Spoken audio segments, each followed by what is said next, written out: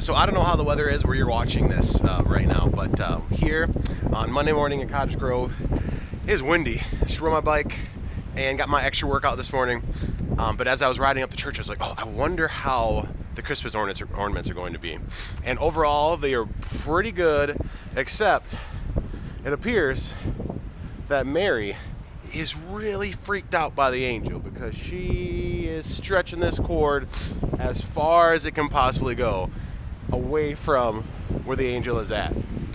And as in addition to just looking a little bit funny this morning, it actually had me thinking, it's kind of a good reminder because, as we get into Christmas is a season that has a lot of cuteness to it, sweetness to it, right?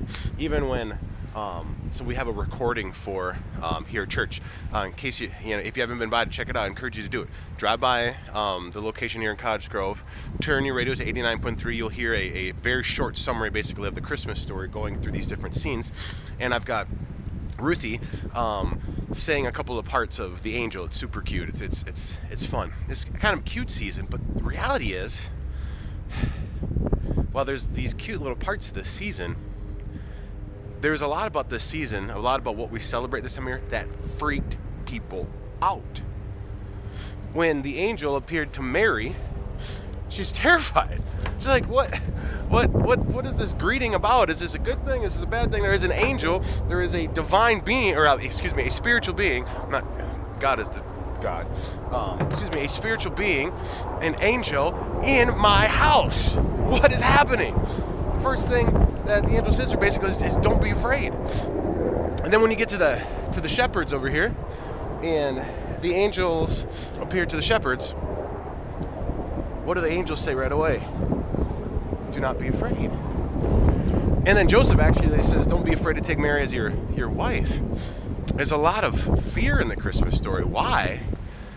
Because the Christmas story is big, powerful God interacting with everyday people, doing big God stuff. And when big God comes in, at first it can be scary. But what God lets all of them know is, I'm here. The angel tells Mary, you're highly favored. Lets the shepherds know good news is being announced. Lets Joseph know that this thing that's happening, this is a God thing. This is a good thing. And the fact that it could be scary because big God is working in real people's lives is actually a real comfort for us. Because this season is more than just about the feels and about just, it's cute and this or that. This season for us is about how big God came into real life to do real things for us. Well, not that God isn't always doing the real things for us, but this season especially, we realize that the second person in the Trinity, God the Son, became a person to live in a real place, to live a real life, to live the real life we were meant to live, and then to lay down and to die a real death on a real cross, to rise again, to give us a real new life. This season is about God entering into a real story. God himself coming to our world to make things completely new for us, to change everything for us, to give us real hope. So this season, enjoy the cuteness, but also maybe embrace the fear of it, the what of it, and recognize that big God came into this real world, into our real lives, and is making a real difference.